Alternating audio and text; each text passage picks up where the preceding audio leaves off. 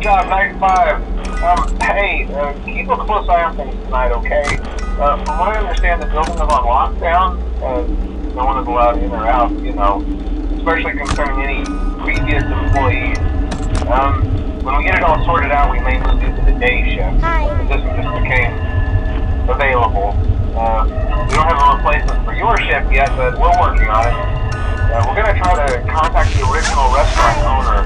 I think the name of the place was Red Bear's Family Diner or something like that.